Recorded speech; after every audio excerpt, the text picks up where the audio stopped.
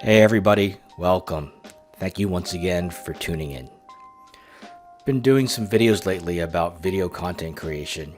The camera that I specifically use for making videos is the entry-level model from Sony, released in 2021. It's the Sony ZV-E10. An incredibly good camera given its relatively modest price of $699 for the body. I really want to recommend this lens to everyone that wants to get into content creation, because I think it's a great camera for almost anyone that wants to basically get started. I think even for people that are experienced making videos, it's also a very good choice.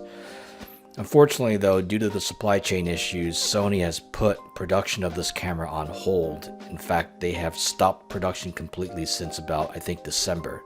So as of now, you can't buy one anywhere. Now, I've been seeing stories lately about these cameras being put up for sale and being sold used on eBay and other outlets, and the price is crazy. Once again, this camera sells new for $699, but I've seen that people have been buying it for twice the price, even more than twice the price, and that is crazy. You should not be paying more than twice the price for this camera on the used market. It is so difficult to get your hands on this camera.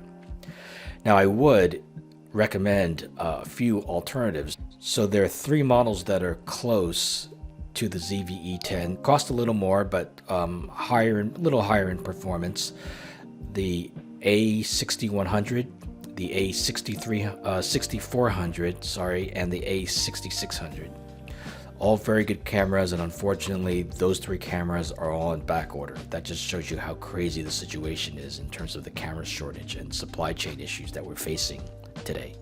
Your alternative is to go for the Sony A7C, which is a lot more expensive at about, I think the last time I checked online was about $2,100 or so. Or you can also look to other brands for other choices, and there's a lot of other great choices. There is a video that was shot and produced recently by a fellow named Mark Bennett. He's quite an expert on Sony cameras, including the one I use, but he's offered some alternatives, some very meaningful other choices you could look at if you really want to get a dedicated camera and get into your video production needs. And I'm going to share the link to that video in the description. And so, you know, it's just tough. You know, that's kind of the world we live in. I don't like it any more than you do. But at some point, things are going to get better. And if you can afford to wait, I would say by all means do so, because at some point, production's going to come back. These cameras are going to be available.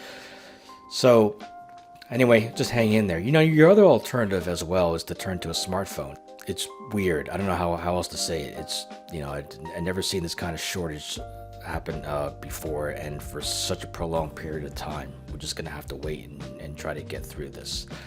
Apparently, the reason why Sony isn't really making this camera is because they are focusing their efforts on producing their higher-end cameras, which have a higher margin for them, make more money for them.